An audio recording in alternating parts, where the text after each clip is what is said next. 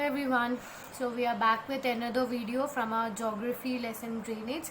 So basically beta this is the end part of our lesson. Okay, so अभी तक हम लोगों ने क्या पढ़ लिया था पहले उसको क्विक रिकॉल कर लेते हैं, फिर उसके बाद में कंटिन्यू करते हैं आज वाली फाइनल वीडियो के लिए.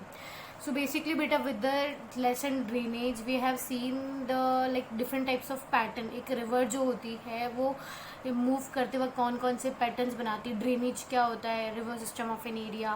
फिर रिवर सिस्टम के अंदर रिवर जब मूव कर रही है तो पैटर्न्स बना रही है. हमारे बेसिकली इंडिया में जो रिवर्स है वो कौन कौन सी है, हिमालयन हुई, पेनिनसुलर हुई, उनका कैसे उनका ओरिजिन हो रहा है. So these are the basic things that we have still studied. Himalayan rivers में जब हम लोग बात करें तो हम लोगों ने गंगा, इंडस, ब्रह्मपुत्र के बारे में समझा. फिर उसके बाद में जैसे हम लोग पेनिनसुलर रिवर्स पे आए तो पेनिनसुलर रिवर्स के अंदर भी हमने फिर लाइक बहुत सारी 6 रिवर्स पढ़ी थी ना. That is Narmada, Tapi, Godavari, Krishna, Kaveri, Mahanadi. Okay, so basically these were the like major rivers जिनके बारे में हम ऑलरेडी पढ़ चुके हैं. ओके, तो बेटा जब मैं लाइक ड्रेनेज सिस्टम की बात करती हूँ तो वो हमें ये पता है कि भाई river system of an area is known as drainage. पर हमारे इंडिया में रिवर्स के बिसाइड भी there are some water bodies जिस पर हम लोग बहुत ज़्यादा डिपेंडेंट हैं. ओके, बोलते हैं जैसे इकोनॉमिकल एक्टिविटीज़ अगर हम कोई बात करें या फिर मतलब बहुत ज़्यादा इंपॉर्टेंस ऑफ लेक्स में आप समझ जाओगे वैसे क्या क्या चीज़ें. पर आफ्टर टॉकिंग अबाउट रिवर्स हमारे पास नेक्स्ट बहुत इंपॉर्टेंट चीज़ जो है वो है लेक्स. ओके, जिसके ऊपर हमारी इकोनॉमी या हमारा लाइक वाटर सिस्टम जो भी है पूरा बहुत ज़्यादा डिपेंडेंट है. ओके, सो बेसिकली अगर आपसे जैसे हमने रिवर की डेफिनेशन पढ़ी थी उसी तरह हम लोग लेक्स की डेफिनेशन भी पढ़ने वाले हैं. लेक्स क्या होता है? It is a water body. समझ में आ रहा है? It is a body of water. ये तो पहले से आपको बताया. It is a water body covered by या surrounded by lands on the 4 sides. Okay, it is the water body surrounded by land on the 4 sides. ये clear हो गया आपको? यहाँ पे समझ में आएगा, राइट. अब बेटा हम लोग लेक्स की बात करते हैं तो बेसिकली जो लेक्स होते हैं वो भी हमारे इंडिया में तो बहुत ही तरह के हैं. ओके, बहुत अलग अलग तरह के लेक्स हैं पर हम लोग उसको इतना ज़्यादा डीपली नहीं समझेंगे. अब आपको ना मतलब टाइप्स ऑफ लेक्स कैसे होते हैं, कौन कौन से लेक्स होते हैं, बेसिकली आपको इतना ज़्यादा उस पर फोकस नहीं करना है. यहाँ से अगर हम जनरली क्वेश्चंस देखें तो हमसे जो क्वेश्चंस पूछे जाने वाले ना वो जनरली आते हैं बेटा लेक्स के लोकेशन पे. ओके, तो उन लोकेशंस के बारे में हम लोग यहाँ पे समझते जाएंगे कि वो उस क्वेश्चन जैसे हमारे पास डेवलप हो रहे हैं तो उस क्वेश्चन डेवलपिंग के बेसिस पे हम लोग उसको टॉपिक को पढ़ने वाले हैं. तो बेसिकली लेक्स की डेफिनेशन आपको आती है. इंडिया में कौन कौन सी इंपॉर्टेंट या मेजर लेक्स हैं जो हमें याद करने हैं, मतलब at like no cost situation. It is like कि आपको इसको याद करना ही पड़ेगा if you want to get like NTSC में क्वेश्चन यहाँ से बहुत बेसिकली पूछा जाता है. ओके, सो कमिंगली सबसे पहले देखो हमारे पास सांभर लेक है जो इंडिया का सबसे बड़ा इनलैंड सॉल्ट लेक है. ठीक है, अब एक एक चीज़ को समझते जाओगे तो आपको यहाँ से टाइप्स ऑफ लेक भी समझ में आ जाएंगे. इनलैंड सॉल्ट लेक आपको समझ में आता है जो लाइक एक हम लोगों ने पढ़ा था इनलैंड रिवर सिस्टम या इनलैंड ड्रेनेज सिस्टम. तो वहाँ पे हम लोगों ने क्या देखा था कि लाइक जो बाउंड्रीज के अंदर इंडियन बॉर्डर्स के अंदर जितना भी वाटर था वो इनलैंड नेविगेशन में काम आता था, है ना. तो उसी तरीके से बेटा जो रिवर्स होती है, जब रिवर्स मूव कर रही है तो उनकी वजह से जो छोटे छोटे लेक्स वगैरह डेवलप हो जाते हैं. ओके, वो इनलैंड हो जाता है. तो सबसे बड़ा सॉल्टी वाटर लेक इंडिया का राजस्थान का जो है वो कौन सा है? वो सांभर लेक है. सॉल्ट वाटर मतलब ये सारी चीज़ें आपको ना पेक्युलरिटी जो इनकी वो याद करनी पड़ी. अगर मैं यहाँ पे फ्रेश वाटर लेक बोलूँगी तो वो चेंज हो जाएगा. तो अगर हम लोग सांभर लेक की अगर आप पेक्युलरिटी की बात करते हो तो वो largest inland salty water lake है राजस्थान में. ठीक है, तो राजस्थान में बहुत सारे लेक्स हैं. जैसे हम पर्टिकुलर सांभर की बात करूँ तो मैं वो जयपुर डिस्ट्रिक्ट में. अब आपको यहाँ पे स्पेशली ये चीज़ याद करनी है. तुम लोग बोलोगे ना कि मैम कौन सा स्ट्रीट है, मतलब कौन से एक्यूरेट विलेज है, एक्यूरेट सिटी टाउन का नाम बताओ कि ये कौन से हैं. तो ये जो जैसे सांभर हुआ, डिडवाना हुआ, डेगाना हुआ, ये हमारे राजस्थान की सिटीज़ के नाम भी होंगे. बहुत से आप लोग जो वीडियोज़ देख रहे हो उनमें से बहुत से लोग जो होंगे वो इन सिटीज़ के बारे में बहुत अच्छे से जानते होंगे. वो वहाँ रह रहे होंगे या उनके कोई रिलेटिव्स होंगे या उन्होंने विजिट किया होगा इन सारे लेक्स वगैरह को. ओके, सो बेसिकली तो अगर आपको इनके एग्जैक्ट लोकेशन अगर आप पूछोगे तो एग्जैक्ट लोकेशन तो क्या है, यही पर्टिकुलर टाउन या सिटीज़ में. ओके, बट मैं आपको ओवरऑल इनका एक बार डिस्ट्रिक्ट बता देती हूँ. तो सांभर लेक जो है वो हमारा जयपुर डिस्ट्रिक्ट में है. डिडवाना जो है वो हमारा नागौर डिस्ट्रिक्ट में है. फिर आ जाता है डेगाना, ये भी नागौर डिस्ट्रिक्ट में. फिर हमारे पास आ जाता है पंचपदरा, तो ये हमारा बाड़मेर डिस्ट्रिक्ट में. फिर Kuchaman is again in Nagaur district. फिर आ जाता है अपना लून करनसर, लून करनसर जो है वो आपका बीकानेर डिस्ट्रिक्ट में। ओके, सो ये इतना ज़्यादा तुमसे ऐसे डिटेल्स वगैरह में इतना भी ज़्यादा डिटेल नहीं पूछा जाएगा, बस आपको इतना सा याद करना है कि राजस्थान के स्टेट्स, राजस्थान जो स्टेट है हमारा, उसमें कौन कौन से लेक्स आ जाते हैं, सांबर, डिडवाना, डेगाना, पंचपदरा, कुचामन एंड लून करनसर। ठीक है, तो ये आपके पास बेसिक आ गए। महाराष्ट्र के अंदर एक क्रैटर लेक है जो है लूनार लेक, नाम है लूनार लेक, सिचुएटेड कहाँ है, महाराष्ट्र में। और ये एग्जाम्पल से हमने पढ़ा था ना सांबर का कि ये इनलैंड सॉल्टी वाटर लेक था। ठीक है, उसी तरीके से क्रैटर लेक जो है वो कौन सा है, एक लूनार है। अब क्रैटर लेक क्या होता है बेटा, ये समझने की जरूरत है आपको। क्रैटर लेक्स जो होते हैं ना वो फ्रेश वाटर लेक्स होते हैं। ओके, ठीक है, यहाँ पे देखो डिफ्रेंसिएशन समझ में आ रहा है ना, क्रैटर कैसे बनते हैं ये समझ लो आप। जैसे फॉर एग्जाम्पल यहाँ पे बारिश हुई, ठीक है, बारिश की वजह से इस जगह पे बहुत सारा पानी इकट्ठा हो गया। ठीक है, तो अक्यूमुलेशन ऑफ रेन वाटर से जो फ्रेश वाटर इकट्ठा होता है, जो फ्रेश वाटर लेक्स डेवलप होते हैं, उसको हम लोग क्या बोलते हैं, क्रैटर लेक। बहुत ईजी थी डेफिनेशन समझने के लिए, अ fresh water lake formed by accumulation of rain and ground water. ठीक है, तो उसको हम लोग क्या बोल देते हैं, क्रैटर लेक। ओके, समझ में आ गया। फिर इसके एग्जाम्पल्स अगर बहुत सारे आगे आपको क्या याद करना है। नेक्स्ट आपके पास है चिल्का लेक। ठीक है, जो सबसे चिल्का लेक जो है वो बेटा इंडिया का सबसे लार्जेस्ट लेक है, बिगेस्ट लेक है। ठीक है, चिल्का लेक जो है वो आपका इंडिया का सबसे बिगेस्ट लेक है। ओके, और ये कहाँ पर है, उड़ीसा के अंदर है। ओके, ये हम लोगों ने याद करो, तुम लोगों को जब मैंने बताया था वेस्टर्न घाट्स और ईस्टर्न घाट्स, हम लोग बहुत ड्रेनेज वगैरह भी पढ़ रहे थे महानदी वगैरह का, तो बताया भी था कि भाई महानदियाँ ड्रेन हो रही है, उसके पास में चिल्का लेक है, चिल्का लेक को हम लोग ड्रेनेज आगे लेक्स में पढ़ने वाले हैं, ये चीज़ हमने डिस्कस की थी। नेक्स्ट है हमारे पास कोलेरू लेक जो है आंध्र प्रदेश में सिचुएटेड। फिर पुलिकत लेक है जो चेन्नई में है। पुलिकत लेक की एक पेकुलरिटी ये है कि मतलब आपको बेटा देखो इसके अंदर मैंने ना आगे ये चीज़ें भी मार्क की हुई है कि ये पर्टिकुलर लेक जो है वो महानदी डेल्टा से बना हुआ है, ये लेक जो है वो कृष्णा और गोदावरी डेल्टा से बना हुआ है। तो MCQ क्वेश्चंस में इसी तरह के क्वेश्चन फ्रेम होंगे कि which lake is situated on the which is the deltaic lake situated on Krishna and Godavari delta. ठीक है, तो वो आपको बताना पड़ेगा कोलेरू लेक हो गया। ओके, इस तरह से क्वेश्चन यहाँ पे फ्रेम होने वाले हैं। ओके, सो नेक्स्ट में हमने देख रहे थे कि पुलिकत लेक जो है वो चेन्नई में है, वो एक शैलो लगून है। लगून जो है वो सॉल्टी वाटर लेक्स होते हैं, उसकी डेफिनेशन मैं आगे समझा दूंगी। पहले पुलिकत को समझो। पुलिकत जो है वो चेन्नई में सिचुएटेड है। अब इसकी पेकुलरिटी क्या है, मतलब इसमें आपको ज़्यादा तो कि ये केवल लगून है, आपको ये बेसिकली याद करने की जरूरत है। लगून के एग्जाम्पल अगर तुमसे पूछ ली जाए और लगून की डेफिनेशन वन वर्ड में आ जाए तो वहाँ उसके एग्जाम्पल्स में आप पुलिकत लेक को मतलब एग्जाम्पल में बता सकते हो। ओके, फिर नेक्स्ट है हमारे पास लोकतक लेक जो मणिपुर में है। इट इज़ द लार्जेस्ट, सबसे बड़ा फ्रेश वाटर लेक है नॉर्थ ईस्ट इंडिया में। Okay, mark that word, north east India में। हम पूरे इंडिया की बात नहीं कर रहे। अगर आप देखोगे इंडिया को, अगर आप कंपेयर करके पढ़ने की कोशिश करोगे तो इंडिया में आपको like there is a controversy going on. Okay, बहुत सी जगह आपको मिलेगा कि भाई वुलर लेक जो है वो जम्मू कश्मीर का वो सबसे बड़ा है। बहुत सी जगह आपको ये देखने को मिलेगा कि वैम्बन जो है ये लेक जो है केरला का, ये सबसे बड़ा लार्जेस्ट लेक है। Okay, so you don't need to get confuse with these things. आपको यहाँ पे क्या याद रखना है, लोकतक जो है वो नॉर्थ ईस्ट का सबसे बड़ा फ्रेश वाटर लेक है, मणिपुर में सिचुएटेड है। और इसकी सबसे इम्पॉर्टेंट पेक्युलरिटी जो है कि इसके ऊपर एक केबुल लैमजाओ नाम का नेशनल पार्क सिचुएटेड है। मतलब एक लेक है, लेक के ऊपर नेशनल पार्क है, तो वाटर के ऊपर कोई भी चीज़ सिचुएटेड हो तो वो फ्लोट करती है, राइट। तो यही इस चीज़ की पेक्युलरिटी है कि भाई ये सबसे बड़ा फ्रेश वाटर तो लेक है ही सही नॉर्थ ईस्ट इंडिया का। उसके अलावा इसके ऊपर हमारे कंट्री का केवल एक अकेला सिंगल फ्लोटिंग नेशनल पार्क जो है वो यहाँ पर सिचुएटेड है। ओके, फिर उसके बाद में हमारे पास आ गया था नेक्स्ट वैम्बन लेक जो है लगून है, वो केरला में है। ठीक है, ये समझ में आ गया। अब लगून हम लोग कब से कंटिन्यू पढ़ रहे हैं, अब ये समझने की कोशिश करते हैं लगून क्या होता है। A shallow body of salt water separated by sea by sand bars. अब इसको बहुत सिंपली समझने की कोशिश करो कि यहाँ देखो लाइक ये बेड है। ओके, यहाँ इस तरफ तो क्या है हमारे पास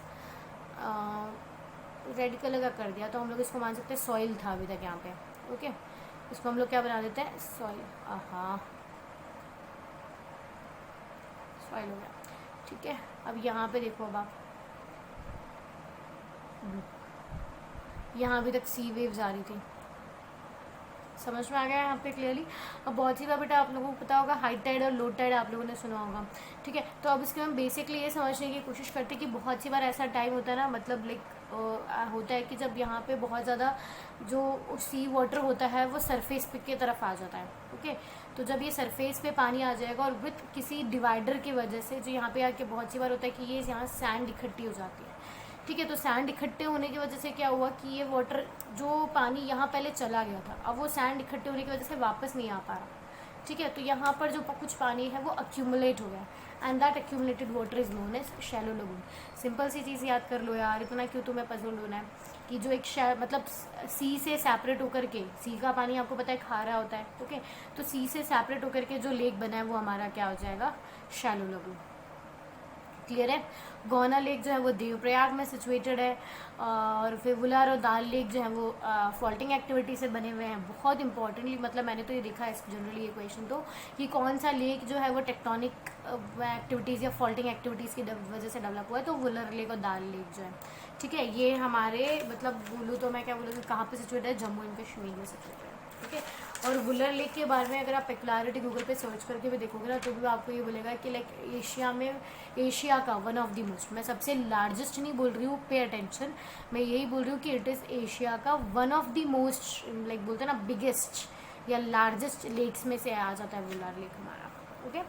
सो बेसिकली ये लेक्स के बारे में अभी तक मतलब कुछ ऐसा लगा नहीं हुआ कि कुछ समझने जैसा है। आपको डेफिनेशन के अंदर क्रैटर या लगून की डेफिनेशन पूछी जा सकती है, फ्रेश वाटर लेक वगैरह कुछ सेपरेटली नहीं पूछे जाते हैं, ओके। तो यहाँ पे इन सारे लेक्स को आप 9 लेक्स, आप 9 से 10 लेक्स के नेम्स थे आपके पास में, उनकी सारी पेक्युलरिटीज़ जो आपको बताई गई है वो आपको याद करनी पड़ेगी। अब हम लोग वही चीज़ मैंने आपको अभी तक बताया था ना कि भाई हम लेक्स के बारे में पढ़ रहे हैं, तो लेक्स हमारे लिए इंपॉर्टेंट क्यों है ना। मैंने पहले ये चीज़ आपको बहुत क्लियर कर दी थी जब हम लोगों ने लेक्स पढ़ना स्टार्ट किया था कि बेटा मेजरली तो हमें क्या पढ़ने की ज़रूरत है, river system of an area. हम ड्रेनेज पे अगर फोकस करते हैं, पर हमारा इंडिया जो है, इंडियन रिवर सिस्टम वगैरह जो ड्रेनेज सिस्टम है वो लेक्स पर भी बहुत ज़्यादा डिपेंडेंट है। क्यों भाई, क्या इंपॉर्टेंस है ऐसी लेक्स की, they are important to man. क्यों इम्पॉर्टेंट है, it helps to regulate the flow of river. अब आप ये समझने की कोशिश करो कि मैंने आपको बहुत सी ऐसी रिवर्स बताई है जो पेरिनियल होती है, कुछ ऐसी रिवर्स होती है जो नॉन पेरिनियल होती है।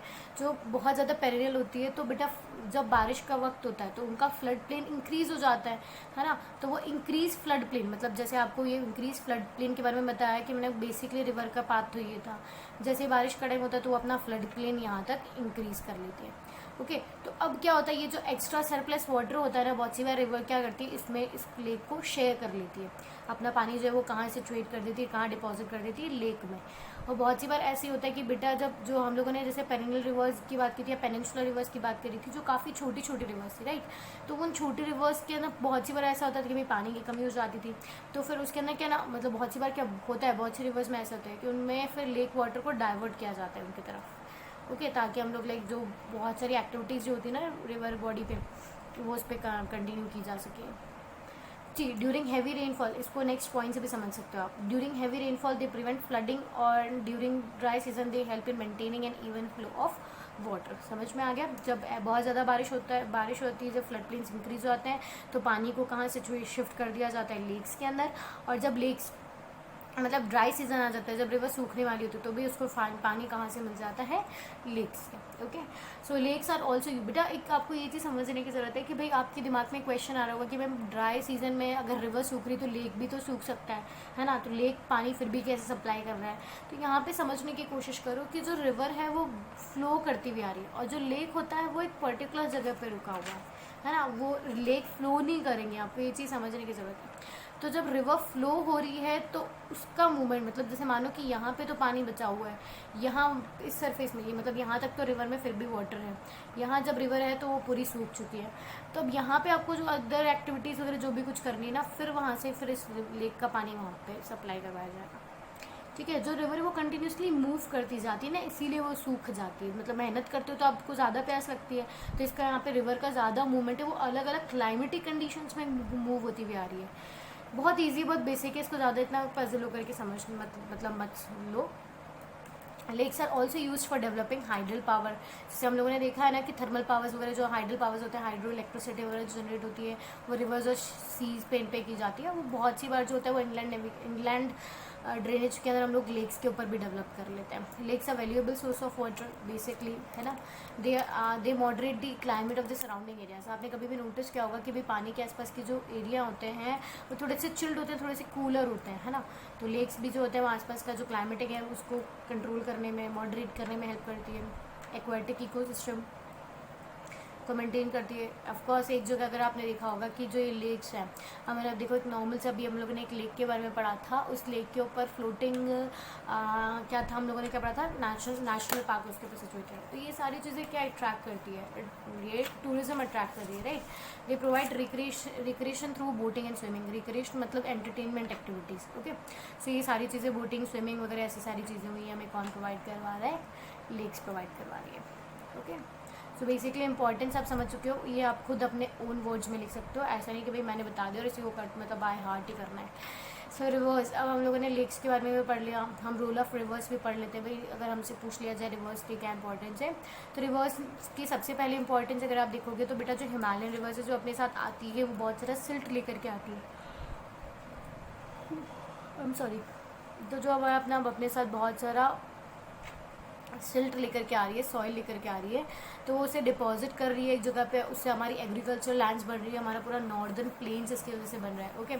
अब वो पानी होगा तो वो हमारे नेचुरल रिसोर्सेज को भी बोल सकते हैं, हम लोग फॉरेस्ट हुए, वाइल्ड लाइफ हुई, इनकी लाइफ को भी, एक्वाटिक लाइफ जो है हमारी उसको भी पेनिट्रेट करेगी वो, राइट।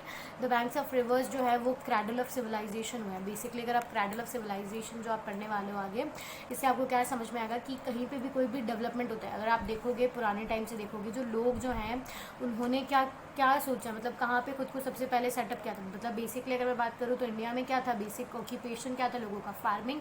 और फार्मिंग जो थी, एग्रीकल्चर जो था वो किस पे डिपेंडेंट था, वाटर पे, ठीक है। तो रेनफॉल पे डिपेंडेंट होने की जगह लोगों ने क्या किया, रिवर बैंक पे खुद को सिचुएट करना स्टार्ट कर दिया, ठीक है। अभी इंडस वैली सिविलाइजेशन बहुत इंपॉर्टेंट टॉपिक है हमारा एनटीएससी का, वो भी हम स्टार्ट करेंगे, फर्स्ट लेसन ही है हमारा एनटीएससी का। So rivers have provided cultural and economical progress since ancient time. Rivers provide inland transportation system, ठीक है। तो ये बेसिक चीज़ें हैं जो आप बहुत अच्छे से, मतलब लाइक इंडस्ट्रियल प्रोसेस वगैरह के लिए भी हमें पानी वानी चाहिए, आपको आप अच्छे से इसको अपने ओन लैंग्वेज के अंदर डिस्क्राइब कर सकते हो। तो रिवर पोल्यूशन के बारे में भी आपको अच्छे से पता है बेटा, पोल्यूशन क्या होता है। सी पोल्यूशन की अगर सिंपल डेफिनेशन यहाँ लिख सकते हो, लाइक एडिशन या mixing of unwanted materials into the water bodies और इनटू द रिवर बॉडीज़। तो इसका मतलब होता है रिवर पोल्यूशन। हमें पता है कि भाई हम बहुत सारे कामों के लिए यूज़ ले रहे हैं, डोमेस्टिक, म्यूनसिपल, इंडस्ट्रियल, एग्रीकल्चरल, बहुत सारे कामों के लिए हम रिवर वाटर को यूज़ कर रहे हैं। तो फिर इन सब चीज़ों से जो वेस्ट आ रहा है वो भी कहाँ डंप किया जाता है, into the river bodies, okay. तो इसी चीज़ को कंट्रोल करने के लिए हम लोगों ने क्या किया है, नेशनल रिवर कंजर्वेशन प्लान बनाया, ठीक है। तो इस नेशनल एनआरसीपी के अंदर सबसे एक बहुत इंपॉर्टेंट एक्शन यहाँ पे लिया गया है, वो है गैप, ओके। गैप फेज़ 1 और गैप फेज़ 2 आप पढ़ने वाले हो। तो बेसिकली बेटा अगर मैं गैप की बात करूँ तो गैप में क्या है, हम लोग स्पेशली गंगा रिवर के ऊपर यहाँ पे ध्यान दे रहे हैं। गंगा बहुत ज़्यादा पोल्यूटेड हो गई है। सी अगर आप गंगा की इंपॉर्टेंस के बारे में बात करें तो आपको पता है कि गंगा जो है वो हमारी लाइक कंट्री की होली रिवर भी है, उसे कंट्री की लाइफलाइन भी बोला जाता है। अगर आप इसके बारे में और भी इसकी चीज़ें समझने की कोशिश करोगे तो गंगा के साथ एक बेसिकली चीज़ है बेटा कि उससे हमारा इकोनॉमिकली, उससे हमारा कल्चरली मतलब बहुत ज़्यादा इम्पोर्टेंस है। इकोनॉमिकली आपको पता है ना भाई, अब रिवर है तो रिवर के उसका पानी किसके लिए, डोमेस्टिक, म्यूनसिपल, इंडस्ट्रियल, एग्रीकल्चर सब में यूज़ आ रहा है। और अगर आप देखोगे कल्चरली तो जो इसको हमारे लाइक बोलते हैं ना, होली हमारे कल्चर से इसको रिलेट किया हुआ जाता है कि भाई गंगा में हम जाते हैं तो हमारे सारे पाप धुल जाते हैं। तो बेसिकली आपको भी पता है कि भाई लोग अपने सारे पाप जो है वो गंगा में जब वॉश आउट करने जा रहे हैं, जब वो गंगा में जा कर के डुबकी लगा के आते हैं तो वो अपने सारे पाप वहीं छोड़ के आ जाते हैं। तो उस पाप की वजह से जो हमारी रिवर है वो क्या होती जा रही है, पोल्यूटेड होती जा रही है, राइट। तो उसी पोल्यूशन को रोकने के लिए या उसके इफेक्ट्स को थोड़ा बहुत कम करने के लिए तो गैप 1 स्टार्ट किया गया था 1985 के अंदर, ठीक है। But it was not a massive success, मतलब इससे ज़्यादा इतनी ज़्यादा सक्सेस इससे नहीं मिल पाई, इसीलिए इसको क्लोज कर दिया गया 31 मार्च 2000 के अंदर, ओके। फिर उसके बाद में वापस से जो अथॉरिटीज़ थे एनआरसीपी की, ठीक है, नेशनल रिवर्स कंजर्वेशन अथॉरिटीज़ ने वापस से इस प्रोग्रेस मतलब इसके बारे में डिटेल स्टडी करी, इसमें क्या क्या कमी रह गई थी, उन्होंने क्या क्या मतलब लाइक बोलते ना कि उन्होंने क्या क्या इनिशिएटिव्स अपने दिमाग में ड्रॉप किए थे पर वो एक्चुअली नहीं परफॉर्म करवाए थे।